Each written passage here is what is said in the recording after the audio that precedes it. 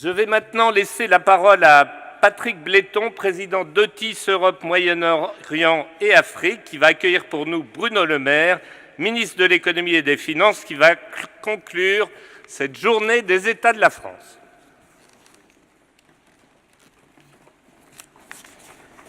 Une tâche assez difficile après un tel plaidoyer. Tout d'abord, Monsieur le Ministre, je tenais à vous remercier car votre discours s'inscrit, je dirais, en point d'orgue des débats qui ont alimenté notre discussion aujourd'hui.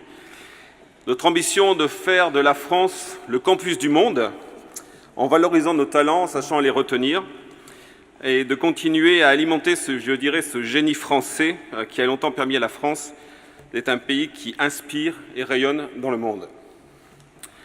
Le domaine du savoir est essentiel pour l'ambition qui nous a aujourd'hui réunis, celle de faire de la France the place to be, que dans le domaine qui est le nôtre, celui de l'attractivité, la France devienne un Eldorado pour les investisseurs étrangers que nous sommes. Maintenant, je vais me tourner vers vous, Monsieur le Ministre. Merci, après avoir ouvert l'an dernier, je dirais, nos États de la France, de nous faire l'honneur de venir clôturer cette journée, comme avait pu le faire Emmanuel Macron en son temps lorsqu'il exerçait vos fonctions. Il l'avait fait à 2 reprises. Vous nous aviez l'an dernier assuré de votre farouche détermination à garder le cap des réformes et à ne pas ménager vos efforts, pour être l'Hermès d'une France accueillante et séduisante pour les sociétés qui, comme les nôtres, bien que venues d'ailleurs, créent de la richesse ici en France. La parole a été tenue. De cela, la communauté des sociétés à capitaux étrangers réunie aujourd'hui vous est infiniment reconnaissante. Depuis ce matin, nous nous sommes félicités de disposer, grâce à vous et au gouvernement auquel vous appartenez, d'arguments inédits, être capable de défendre la France auprès de nos maisons mères outre-Atlantique, en ce qui me concerne, pour qu'elles fassent le choix de notre pays pour investir et créer des emplois. Je vais reprendre, il y a eu la réforme du Code du travail, suppression de l'ISF, instauration de la flat tax à 30% sur le revenu du capital, la baisse de l'IS, la diminution des charges, cette fameuse réforme qui, durant tant d'années, a été différée, comptée, rejetée, est enfin menée avec audace et détermination. Elle nous permet désormais, dans les benchmarks mondiaux et nos compétitions intragroupes, alors que nous avons souvent, je dirais, souffert de cette comparaison, de combattre plus souvent à armes égales avec nos concurrents et parfois bénéficier d'avantages comparatifs et décisifs. Cette politique menée en faveur de l'attractivité, votre contribution a été essentielle, Monsieur le Ministre, et nous tenons à vous remercier. Sachez que la politique n'échappe pas à nos maisons mères, que la France a souvent désespéré et qui subitement ils se sont retrouvés conquis et l'ont concrètement manifesté. Le sondage que nous avons publié ce matin salue un spectaculaire regain d'attractivité pour notre pays, en apporte le témoignage. De nombreux projets qui, en d'autres temps, nous auraient échappé, désormais nous arrivent. De nouveaux talents qui auraient déserté nos territoires restent ou reviennent. La France attire et séduit. Et je vais juste saisir cette occasion pour annoncer, Monsieur le Ministre, un engagement que nous avions pris, que le siège d'Otis Europe et Moyen-Orient Afrique reviendra en France à compter du 1er janvier.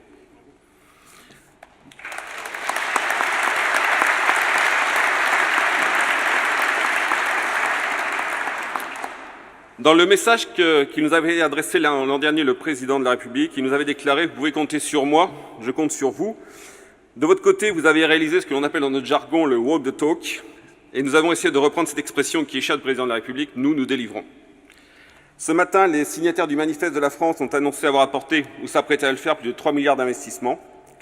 Une réforme demande du temps et les créations d'emplois qui en découlent manifesteront le bien fondé de cette transformation essentielle pour notre économie. Bref, et ce fut le leitmotiv de notre journée, l'attractivité, ça marche, et il serait suicidaire de dilapider tant d'efforts en relâchant ceci. Je dirais « do not give up ». Mieux, pour sanctuariser cette réforme, il nous faut la poursuivre et l'intensifier, notamment dans les domaines où il demeure encore, je dirais, quelques marches à franchir. La diminution du coût du travail, la réduction de la dépense publique, la simplification administrative et la recherche d'une meilleure compétitivité fiscale. Éviter aussi d'adresser au monde, alors que notre image, comme l'atteste notre sondage, est au zénith, d'adresser des messages qui soient un peu discordants. Monsieur le Ministre, de par nos responsabilités, nous sommes des observateurs privilégiés de l'ailleurs, et le choix d'ouverture que notre pays a fait, alors que d'autres ont fait celui du refus ou du retrait ou du repli, c'est une formidable chance pour la France, pour être the place to be. Ne la laissons pas passer. Merci, Monsieur le Ministre.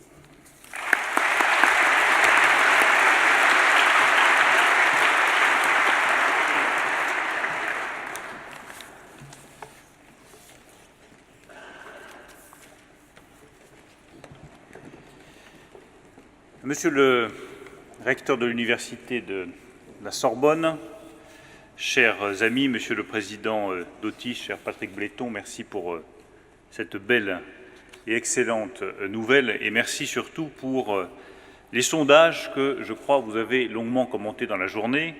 Comme responsable politique, chacun rêverait d'avoir des sondages aussi positifs que ceux portant sur l'attractivité de la France.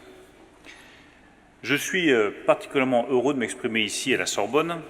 J'ai usé mes fonds de pantalon sur ces sièges pendant de longues années, pendant mes études de lettres, et c'est toujours avec beaucoup d'émotion que je retrouve cet amphithéâtre qui est chargé de souvenirs, de mémoire et de cette culture française qui est, à mes yeux, le premier élément de l'attractivité de la France.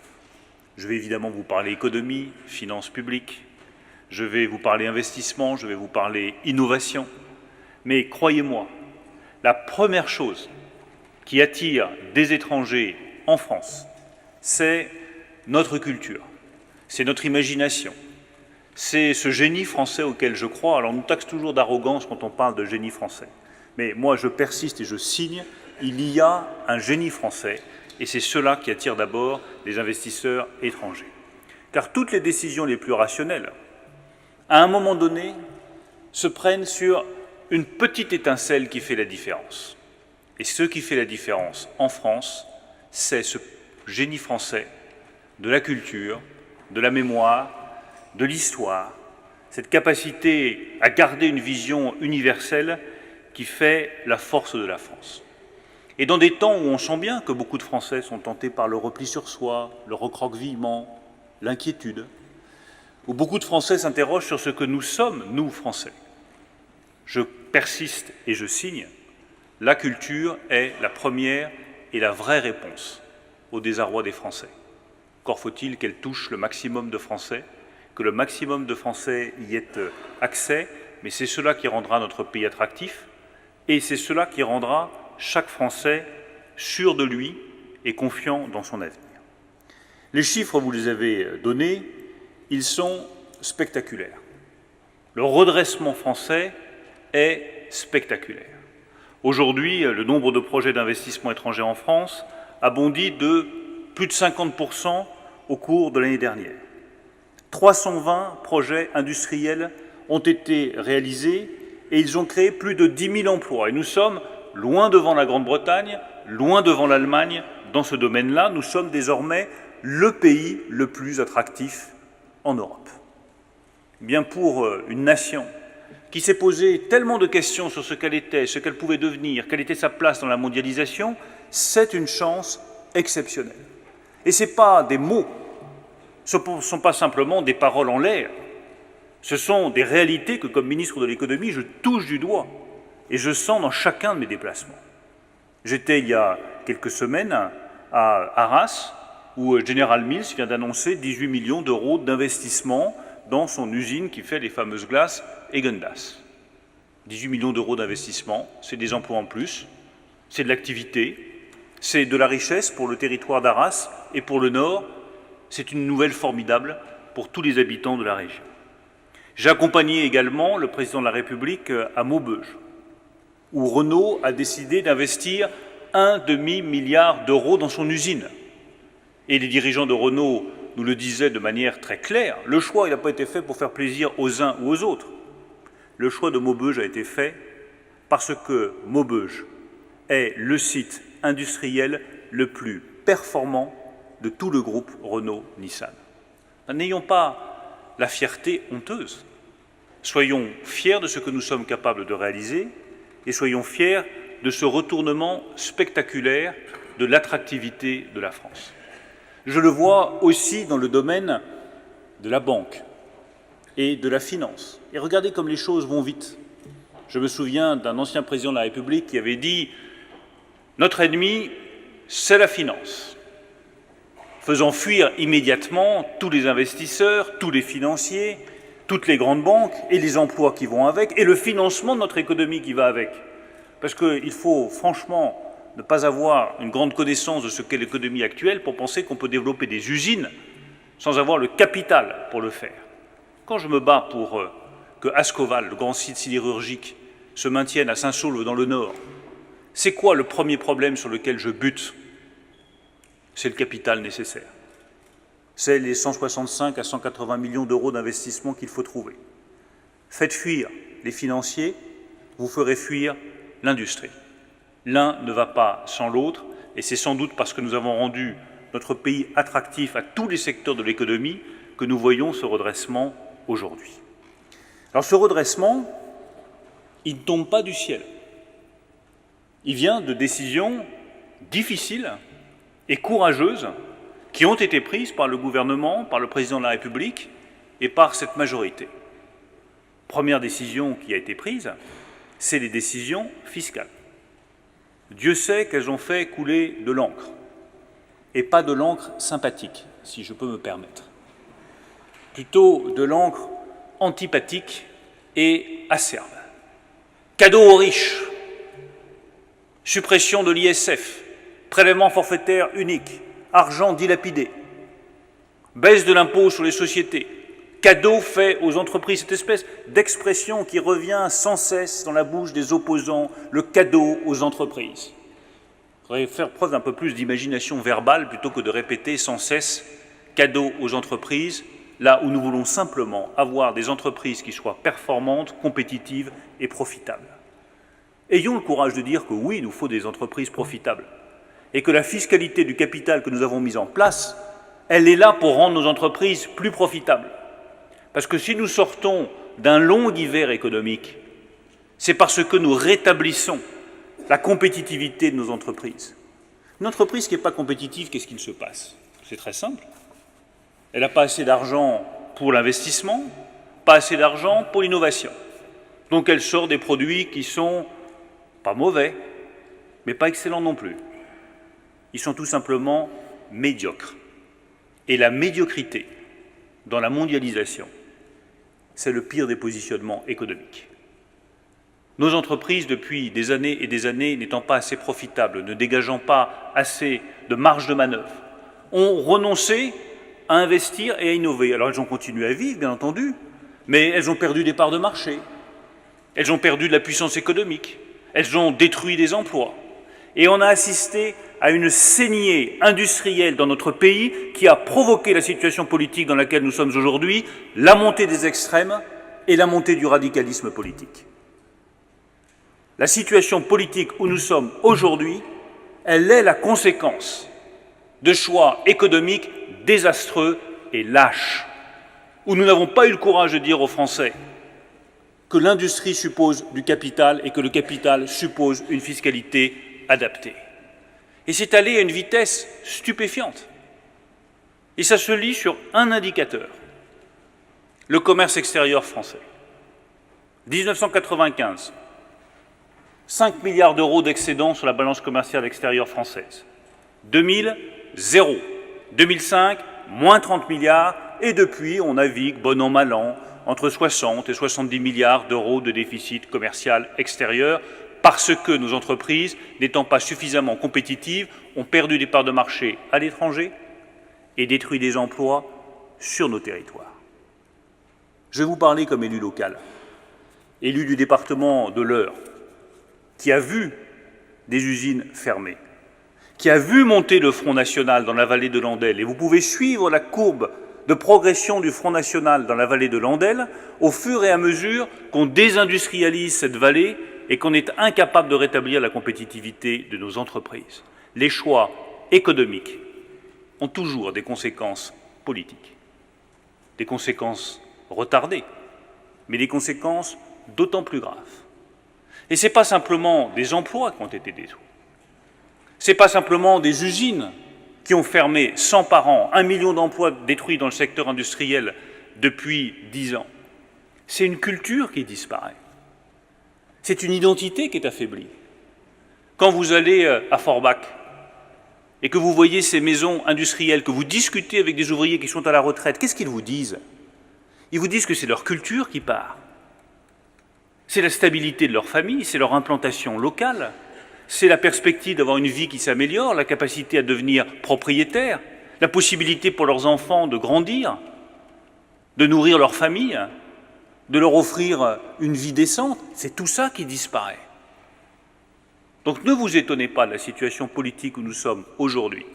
Elle est le résultat de choix économiques, je le redis, qui ont manqué de courage et manqué de lucidité. Alors maintenant que nous sommes dans la bonne voie, il y a une seule chose à faire. Tenir. Tenir et accélérer. Tenir dans la voie de la transformation économique du pays. Tenir dans le rétablissement des comptes publics de la France. Tenir dans le soutien à l'innovation. Bien sûr que je comprends et que je ressens au plus profond de moi-même la désespérance de millions de Français qui se demandent de quoi l'avenir va être fait. Tous ceux que vous voyez aujourd'hui qui manifestent, je mets de côté tous ceux qui font entrave à la liberté de circulation dans notre pays qui n'est absolument pas négociable dans une grande démocratie comme la nôtre. Je pense à tous ceux qui n'ont pas voix au chapitre, tous ceux qui ne peuvent pas s'exprimer, tous ceux qui sont inquiets, tous ceux qui sont à 1 ou 5 euros près à la fin du mois, tous ceux qui se demandent comment ils vont payer la garde de leurs enfants, tous ceux qui trouvent qu'ils ne sont pas suffisamment bien payés, tous ceux qui sont au chômage depuis des années et qui se demandent de quoi l'avenir va être fait. À cela, il ne faut pas vendre des illusions, il ne faut pas vendre des solutions de court terme, il ne faut pas leur expliquer « ne vous inquiétez pas, la transition énergétique n'arrivera jamais, elle est là, le changement il est là, il est maintenant ». Soit on le prend à bras-le-corps, soit, comme le disait Churchill, il nous prendra à la gorge et il nous étouffera. Plus que jamais, la France a besoin de courage politique. Plus que jamais, les Français ont besoin de responsables politiques qui leur disent « voilà où nous allons ». Et nous ne changerons pas de cap parce que ce cap est le seul raisonnable et le seul qui permettra à une majorité de Français de s'en sortir. J'entends les appels des uns et des autres à faire des chèques essence. 15 milliards d'euros, disent certains. Allons-y, qu'on rémunérera en augmentant le prix des péages. C'est très bien, je comprends. D'une poche, on le redonne de l'autre. On baisse le prix de l'essence de 2 à 3 centimes et puis on va augmenter les tarifs de péage pour récupérer l'argent. Toutes ces politiques irresponsables qu'on a pratiquées dans le passé mettent la France droit dans le mur. Je ne dis pas qu'il ne faut pas accompagner la transition écologique qui est difficile pour beaucoup de Français. Il faut le faire et nous le faisons. Avec la prime à la conversion, avec le soutien aux ménages les plus modestes. Et s'il faut corriger encore, améliorer encore ces dispositifs, pourquoi pas? Mais en tenant notre cap, qui est celui de la restauration de la compétitivité économique française, d'une transition écologique réussie et d'un engagement total dans les révolutions technologiques qui sont en cours. Pour simplifier, cette attractivité, pour moi, si nous voulons la maintenir, et c'est notre détermination à tous dans ce gouvernement, elle demande de rester bien ferme sur 3 choix stratégiques qui, je le sais, ne donnent pas de résultats immédiats, mais qui, sur le long terme, permettront à toutes les nouvelles générations, toutes celles qui vont venir faire leurs études ici, sur ces bancs, de se dire que la France est le meilleur pays où construire son avenir, non seulement en Europe, mais dans le monde. Le premier choix, c'est celui de la formation et de la qualification. Muriel Pénicaud a fait un travail formidable pour améliorer la formation, améliorer la qualification, développer l'apprentissage. Je ne vais pas revenir dans le détail là-dessus, mais je pense que c'est indispensable de garder ce cap-là, car la première question économique, c'est une question d'éducation. Et au-delà des grandes réformes, il y a aussi un certain nombre de décisions simples à prendre qui vont changer la donne. Avec Jean-Michel Blanquer, nous travaillons par exemple à l'amélioration de l'enseignement économique en France. C'est une priorité absolue, parce que je pense qu'on convaincra d'autant plus nos compatriotes que certaines idées ne volent pas ou sont des illusions, qu'ils auront été bien formés dès leur plus jeune âge aux règles économiques, aux règles financières et aux réalités de l'économie de marché dans lesquelles ils vont travailler demain. Je ne comprends pas pourquoi on fait vivre parfois nos enfants dans des bulles en évitant surtout qu'ils rencontrent des chefs d'entreprise, qu'ils mettent les pieds dans une PME ou qu'ils discutent avec des commerçants. Je pense qu'il faut faire tomber les murs entre le monde éducatif et le monde économique. Sortons de cette vieille idée marxiste comme quoi il y aurait de l'aliénation à laisser nos enfants avoir accès à ce que sont les réalités économiques du monde contemporain.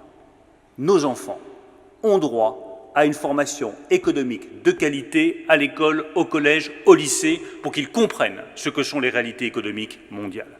Nous allons y travailler avec Jean-Michel Blanquer. Ça fera du bruit, ça dérangera. Tant mieux, c'est bon signe. Nous ne sommes pas dans des temps où le consensus est forcément ce qu'il y a de mieux pour le pays. Deuxième décision qui me paraît très intéressante, que nos enfants au collège aient davantage accès à la réalité des entreprises, qu'ils puissent y faire des stages de manière beaucoup plus nombreuse, qu'ils comprennent ce que c'est par exemple que ce secteur industriel dont on parle tant, mais sur lequel on ne prend pas toujours les décisions nécessaires pour lui permettre de se redresser. Je vous ai parlé de nos décisions fiscales sur le capital qui sont indispensables pour redresser le secteur industriel. Mais le vrai combat pour l'industrie sera lui aussi un combat culturel. Que nos enfants comprennent que l'industrie, ce n'est pas Zola, les mines et les gueules de charbon. Que tout ça, ça fait partie de notre patrimoine et que nous en sommes fiers, mais que l'industrie, aujourd'hui, c'est l'impression 3D, c'est de l'imagination, c'est de la digitalisation, c'est des robots complexes, c'est de la maintenance robotique, c'est du sur-mesure. Et que leur créativité trouvera à s'exprimer dans l'industrie. C'est ce combat culturel-là qu'il faut mener, et c'est ce combat que j'appelle formation, qualification, apprentissage, et qui doit être le premier socle du maintien de l'attractivité de notre pays et du renforcement de cette attractivité. Le deuxième point sur lequel il faut tenir et accélérer, c'est l'innovation. Le changement technologique va à la vitesse de la lumière. Et il a pris tout le monde de court. Le changement lié à la transition énergétique va à la vitesse de la lumière. Et il a pris tout le monde de court. Quand je dis tout le monde, ce n'est pas ceux qui sont en train de travailler comme ouvriers, comme techniciens de maintenance, ou même comme ingénieurs. C'est les élites économiques, les élites politiques, dont nous faisons partie. Quand je vois que la plus grande entreprise énergéticienne au monde, GE, a été prise de court par la transformation énergétique en cours, parce qu'elle n'a pas vu que ça allait aussi vite que cela, et qu'elle n'a pas su anticiper suffisamment ces changements, et que ça se solde par des dizaines de milliards d'euros de pertes, nous avons tous une responsabilité pour dire la vérité aux Français. La vérité, c'est que le changement technologique va à une vitesse absolument stupéfiante, et que les nations qui ne se donneront pas les moyens d'investir dans l'innovation, d'investir dans ces changements technologiques, disparaîtront du rang des nations qui comptent dans ce monde. Et le bouleversement va être très rapide. Vous verrez des nations qui, pour certaines, dans l'imaginaire collectif, sont des nations secondaires, arrivées au premier rang. Regardez le Vietnam, regardez la Corée du Sud. Je ne vous parle même pas de la Chine que tout le monde a en tête. Regardez d'autres nations que l'on cite moins, qui vont passer devant nous, parce qu'elles auront fait cet investissement dans l'innovation et dans les technologies de rupture. Eh bien, il est essentiel que sur cette réforme-là, nous tenions et nous accélérions. Nous allons sanctuariser le crédit impôt recherche. Nous allons prévoir un suramortissement de 2 ans pour la robotisation pour que la France rattrape ce retard catastrophique qu'elle a en termes de robotisation, de digitalisation de ses entreprises. 185 robots pour 10 000 ouvriers en France. 195 robots pour 10 000 ouvriers en Italie. 340 robots pour 10 000 ouvriers en Allemagne. Les robots, c'est la compétitivité, c'est des produits de meilleure qualité, c'est une capacité à prendre des parts de marché et à investir le reste de la planète avec ses propres produits. La France doit rattraper son retard. Et quand je dis innovation, je ne dis pas simplement l'innovation dont je viens de vous parler, incrémentale. Je vous parle aussi de l'innovation de rupture, celle qui vous permet de garder un temps d'avance sur les autres nations de la planète. Prenez l'exemple du spatial. Comment est-ce que nous avons pu regarder avec autant de dédain, pour ne pas dire de mépris, l'aventure spatiale du renouvelable qui s'est lancée autour de SpaceX aux États-Unis? je garde précieusement un certain nombre de notes qui ont été rédigées il y a quelques années, mais que j'ai relues avec attention, de grands spécialistes du sujet, qui disaient « L'aventure spatiale européenne repose sur Ariane 5, 6, c'est un lanceur non récupérable. Les États-Unis se sont lancés dans le lanceur récupérable, il n'a aucun avenir. » C'est écrit noir sur blanc par de grands spécialistes. Aujourd'hui, le lanceur récupérable, celui de SpaceX, largement financé sur des fonds publics américains, disposant de toutes les infrastructures publiques américaines, est en train de prendre des parts de marché à tout le monde, notre industrie spatiale comprise, parce qu'ils ont maîtrisé une technologie de rupture. Le lanceur, avant, il part, il disparaît. Le lanceur, demain, il part, on le récupère, et il peut fonctionner 5, 10, 15 fois. Ça va être la même chose pour l'intelligence artificielle. Ça va être la même chose pour le stockage des énergies renouvelables. Le continent qui maîtrisera le mieux le stockage des énergies renouvelables demain aura l'énergie la moins chère, sera le plus compétitif et sera celui qui luttera le mieux contre le réchauffement climatique. Alors, qu'est-ce que nous attendons pour investir encore plus dans les batteries électriques de nouvelle génération? Ouvrons notre regard à tout cela. Voyons qu'aujourd'hui, c'est la Chine, en alliance avec la Corée du Sud, qui maîtrise parfaitement les batteries électriques de première génération, ion lithium liquide. Il y a un défi, le ion lithium solide, qui n'utilisera plus de cobalt, qui sera moins cher, moins lourd, plus performant. Bien, le Premier ministre l'a annoncé ce matin, nous allons investir dans la filière des batteries électriques de nouvelle génération. Total le fait avec Saft. J'espère que les grands constructeurs industriels automobiles français suivront et j'espère surtout que la France et l'Allemagne vont mettre ensemble leurs efforts pour développer cette technologie de rupture plutôt que de faire chacun cavalier seul, parce que dans ce cas-là, nous risquons fort d'échouer tous les deux là où nous pourrions réussir ensemble. Le troisième pilier de notre politique économique, formation, qualification, investissement, le troisième pilier sur lequel nous devons tenir, et peut-être même accélérer. C'est le rétablissement de nos finances publiques. Alors je connais cette contradiction française qui est au cœur de notre culture, parce que nous sommes un peuple de contradictions, c'est ce qui fait notre charme et une partie de notre génie. Il n'y a pas de génie sans contradiction. Nous sommes un peuple qui a toujours été divisé. Quand je dis divisé, ce n'est pas divisé les uns contre les autres, c'est aussi divisé intérieurement, puisque en France, nous sommes à la fois des individus, avec sa vie, ses sentiments, ses attachements personnels, sa mémoire, son histoire, sa culture, et nous sommes un citoyen universel. Chacun d'entre nous est individu et citoyen. C'est la division qui fait la singularité, la force de ce qu'est un Français. Ça vaut aussi, pardon d'atterrir sur des sujets plus prosaïques, pour les finances publiques. Nous sommes individus et citoyens.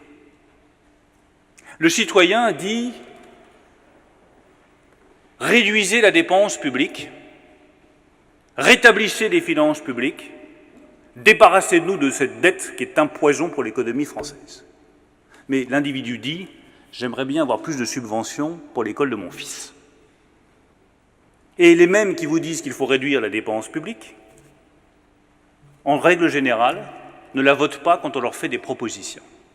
C'est la contradiction française. On veut moins d'impôts, mais plus de dépenses publiques. Eh bien, pardon d'aller un peu contre notre culture naturelle, mais cette contradiction n'est pas tenable. Elle ne peut être résolue que par un choix clair qui doit nous amener à trancher le nœud gordien. On ne peut pas baisser les impôts et augmenter la dépense publique en même temps. Ça n'est pas possible. Notre choix est donc clair. Réduire la dépense publique progressivement, en supprimant un certain nombre de contrats aidés, Dieu sait que c'est difficile, en réformant les chambres de commerce et d'industrie, Dieu sait que c'est difficile, en étant capable de renouveler le secteur public audiovisuel, Dieu sait que c'est difficile, en réduisant le nombre d'emplois dans l'éducation nationale, c'est ce qu'a fait Jean-Michel Blanquer, Dieu sait que c'est difficile. Mais c'est parce que nous aurons réduit la dépense publique que nous pourrons tenir notre objectif de baisse d'1 point des impôts et des taxes sur les Français d'ici la fin du quinquennat. Et cet objectif-là, il est indispensable pour l'attractivité de notre pays, mais il est indispensable aussi pour améliorer la vie quotidienne de chaque Français. Parce que moins de dettes, c'est moins de charges de la dette, c'est plus d'argent disponible pour investir pour l'avenir, pour financer les investissements, l'innovation, et financer les vraies dépenses utiles, c'est-à-dire celles qui vont à ceux qui sont les plus fragiles, celles qui ne peuvent pas faire autrement que de s'appuyer sur des aides sociales, celles qui touchent votre vie quotidienne quand il s'agit de rembourser vos soins ou vos dépenses de santé. Il ne faut rien lâcher sur le rétablissement des finances publiques françaises, parce qu'il n'y aura pas de redressement économique durable de la nation française sans restauration de ses finances publiques. Un dernier mot enfin, pour vous dire que l'attractivité de la France ne veut pas dire écraser tous nos partenaires européens dans une espèce de compétition sauvage entre les nations européennes. Il y a trop de rivalité entre les nations européennes et il n'y a pas assez de solidarité entre les nations européennes. Et l'un des défis de la génération qui vient, c'est de construire cette solidarité européenne contre une rivalité qui ne nous mènera absolument nulle part. Nous devons être solidaires face à une Chine conquérante, face à des États-Unis de M. Trump dont il ne vous a pas échappé qu'il ne nous fera aucun cadeau. L'Europe doit s'affirmer comme un continent solidaire et souverain. Ça veut dire financer ensemble nos projets d'investissement. Je reprends l'exemple de la batterie. Enfin, il serait quand même préférable que les milliards d'euros qui seront mis là-dessus soient des milliards d'euros franco-allemands plutôt que français d'un côté et allemands de l'autre, dans une guerre entre nous qui ne mènera qu'à la défaite de nos deux nations. Solidarité, ça veut dire, dans la zone euro, être capable d'affronter les crises économiques et financières en tendant la main à un pays lorsqu'il sera en difficulté.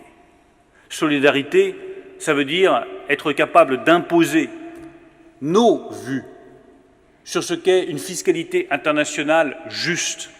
J'ai engagé le combat sur la taxation des géants du numérique, Google, Amazon, Facebook, parce que c'est une question de justice. Il n'est pas question que nos PME continuent à payer 14 points d'impôt de plus que ces géants du numérique. Mais c'est aussi une question d'efficacité. Comment voulez-vous financer demain les hôpitaux, les crèches, tous les services publics, si vous ne taxez pas la valeur la plus importante aujourd'hui, qui est celle des données? Eh bien, soyons solidaires aussi sur la taxation du numérique et ayons le courage d'affirmer nos intérêts économiques en prenant cette décision de taxer sur une base européenne les géants mondiaux du numérique, qu'ils soient américains ou qu'ils soient chinois. Je ne sais pas si nous gagnerons le 4 décembre prochain ce combat, mais je sais que je le livrerai jusqu'au bout et qu'avec le président de la République, quoi qu'il arrive, nous serons au rendez-vous de cette justice fiscale internationale, de cette efficacité fiscale internationale, et que nous mènerons le combat jusqu'à ce que les géants du numérique soient taxés au même niveau que nos PME, nos TPE, nos commerçants et toutes nos entreprises nationales ou européennes. C'est ça aussi, la solidarité européenne que nous devons construire pour que notre nation et le continent européen dans son intégralité deviennent le lieu le plus attractif du point de vue économique, mais aussi du point de vue politique à travers la planète. Permettez-moi de conclure sur ce dernier point. Mesurons la chance que nous avons d'être Français. Dans ces temps qui sont agités, où nous voyons tous, un peu partout en France, des tensions qui sont sans précédent, de la violence, de la colère, de la brutalité verbale, des propos racistes, xénophobes, homophobes, qui viennent presque naturellement alimenter notre quotidien, alors qu'ils sont repoussants et contraires à notre génie national. À un moment où on voit tant de tensions dans le pays, regardons qui nous sommes, nous, Français. Nous sommes les héritiers d'une culture et d'une nation forte. Nous sommes en train de réussir. Nous pouvons réussir. La mondialisation n'est pas notre ennemi.